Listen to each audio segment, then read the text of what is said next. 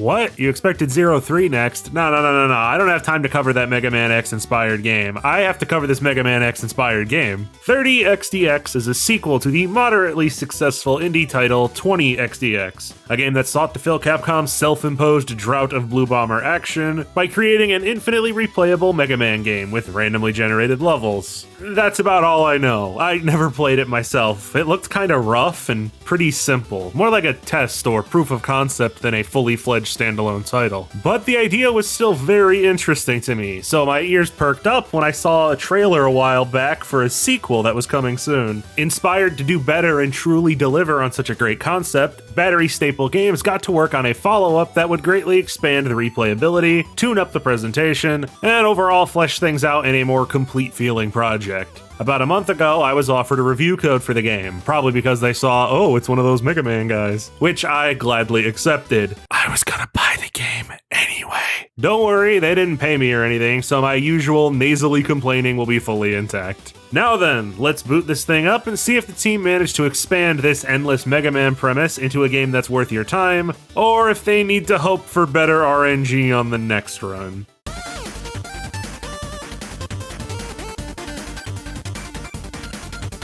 30XDX is a 2D jump-and-shoot roguelike platformer that makes no illusion about the fact it's heavily based on the later chunk of the Mega Man series, X, Zero, and ZX more specifically. I presume if you clicked this video, you're familiar enough with the Blue Boy to get the basic structure they're going for here. You can jump, attack, dash, and wall climb exactly how you'd expect, and the controls, on my Xbox Series controller at least, feel perfectly smooth and precise. I never lost a run or made a mistake because of wonky or floaty controls.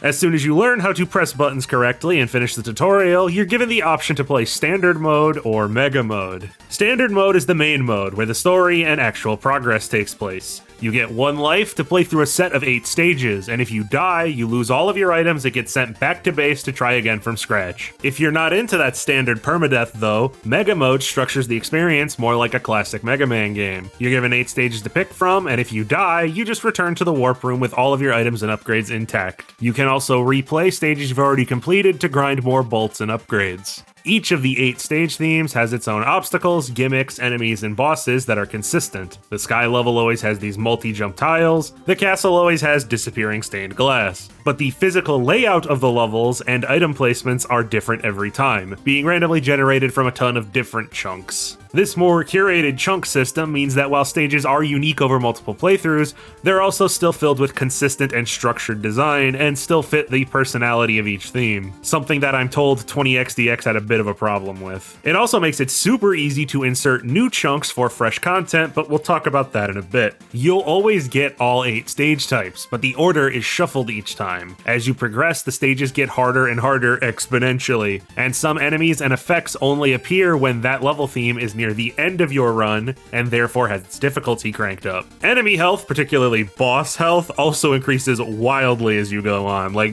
maybe too much for some enemies. This game is not for the faint of heart. It is hard, harder than any of the mainline Mega Man games. Hell, you can manually make it harder for extra rewards with these switches called entropy modifiers if it's somehow still not genital crushing enough for you. But with that said, if that looks to be too much, you can actually adjust boss health, player damage, and even the game's speed to be more manageable if you want. The game doesn't penalize you for doing this. Or better yet, if you're looking for a bit of jolly cooperation to get the job done, the entire game can be played in local or online co-op. This feature is so cool, and honestly the main reason I was interested in this game at first. Playing a Mega Man style game with infinite levels with a partner is so much fucking fun. It's definitely my preferred way to play. Oh, speaking of actually playing the game, you play as the robot cyborg, whatever they are people, Nina and Ace, who've been awoken from stasis after a 1,000-year rest to stop Eleanor, a woman who for unknown reasons is dead set on causing the end of the universe. With the help of a scientist named Alexia Sharp, the duo repair and upgrade themselves at their new base of operations, then warp off to defeat Eleanor, and maybe figure out why it is they seem to keep repeating the same events over and over.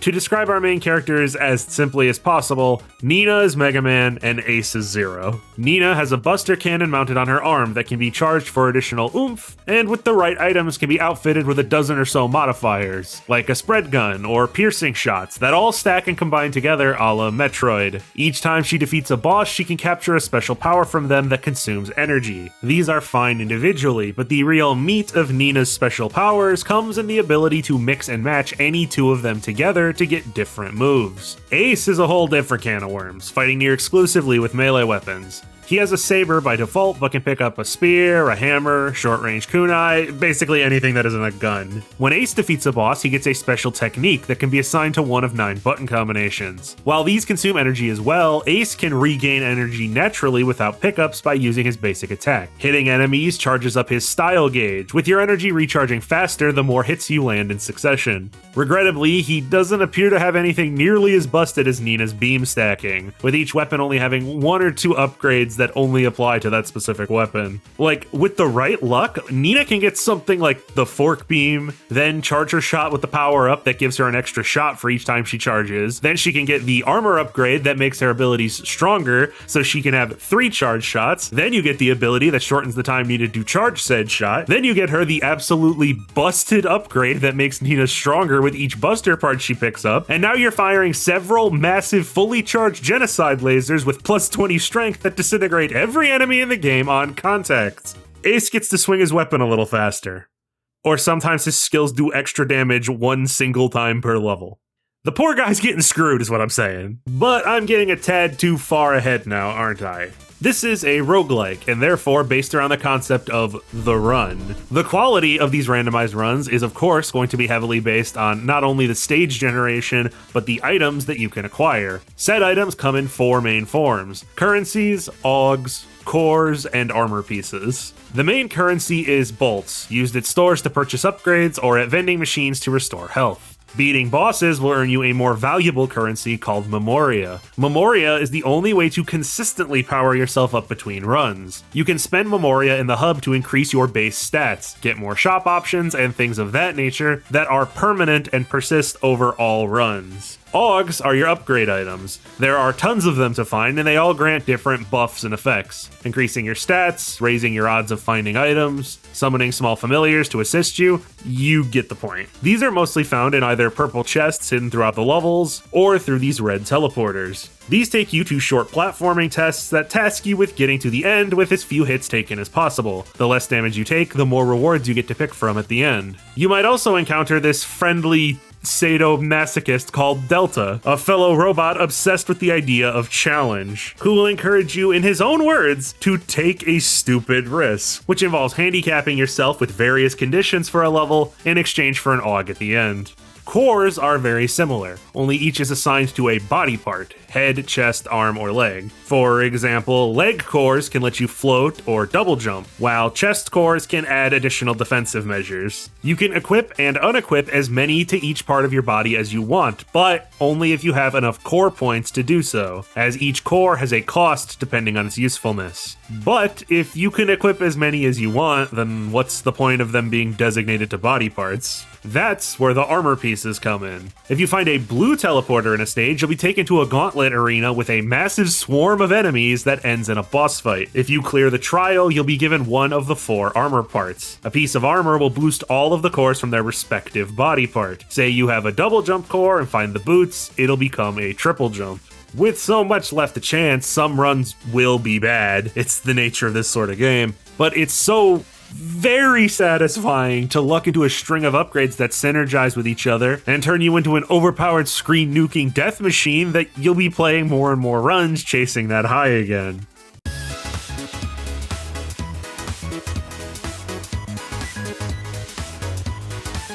If you've been to my streams, you may have heard of my distaste for the indie game with old school graphics. It often feels like an easy crutch to lean on as an excuse for your game to be ugly or very simple looking. It absolutely can work, for sure, but for every Undertale, there are a million...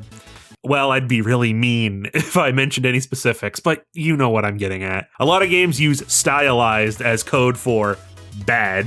30xdx does not fall into that trap, as it's clear the dev team put the work in on the visuals here. 20xdx looked, Well, I'll just say it looked like a Newgrounds Flash game from the mid-2000s. That's why I was very thankful that 30XDX is now presented in a pseudo 16-bit, 32-bit PlayStation era kind of sprite style. This visual overhaul was actually apparently helmed by one of the Rogue Legacy artists who helped the team find a style that better matched the sort of game they were going for. Smooth animations with detailed backgrounds and an absolutely insane amount of graphical effects at times. The game looks great. My only sticky point is that there can be a lot going on screen in later stages that clutter up the visibility a bit and make it hard to see.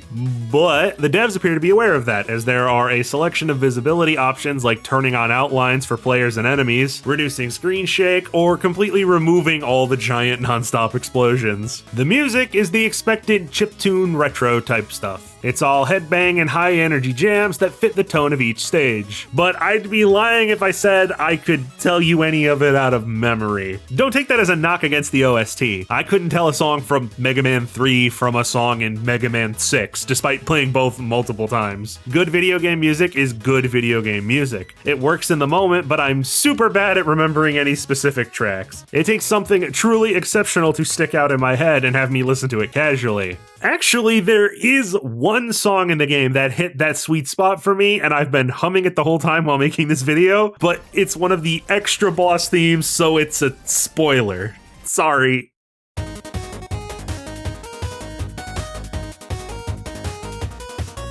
Yeah, I was kind of surprised at this. On top of all the other content, 30XDX also has its own Maker mode. This lets players create and submit custom levels or level chunks that can be used for full runs. You go over to the community section and you can either play individual stages or do entire runs where all of the chunks are piled up from other people's creations. You can rate each chunk at the end of it, which will raise or lower the frequency of that chunk popping up for everyone else. The Maker tool itself is super familiar if you've dabbled in Mario Maker. Pick a theme, pick the kind of room you want to create, then it's all simple drag and drop. Creating terrain, placing bad guys and adjusting their paths, setting up where random loot can spawn is all done with a click and a mouse swipe.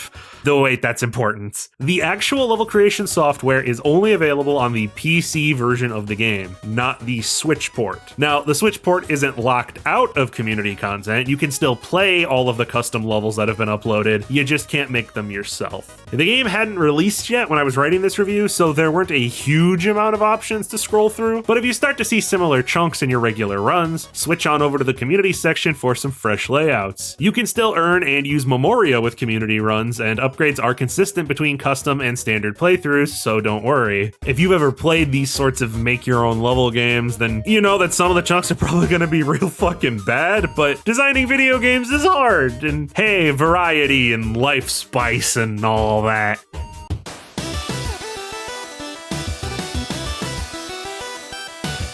Some balancing issues aside, I've really enjoyed my time with 30XDX so far, and will still be sneaking in runs here and there while working on 03. Looks good, sounds good, has flawless controls that are satisfying to use, and all of the roguelike elements keep things interesting with how much your loadouts can vary from run to run. It's a fun game as it stands, easily worth the price, and its random mix and match structure is perfect for introducing new elements over time if the devs have anything like that planned. I'd love to see this game continue to be supported for a while, adding in a new level theme, new items, maybe even a new playable character could be added to the mix. 20XDX got 2 DLC characters, I believe, so it's not out of the realm of possibility. Even just a little bit of extra content can go a long way in randomly generated games like this. I don't score things here, but I will say if you're a fan of the more acrobatic and fast-paced Mega Man titles, or other similar jump-and-shoot games like Contra or Metroid even, I highly recommend 30XDX. If Capcom isn't going to give us new Mega Man content, it's nice to see the fans putting in the care and effort to take up that torch and keep that spirit alive. Seriously though, that owl boss fucking sucks. He could be deleted, I wouldn't even miss him.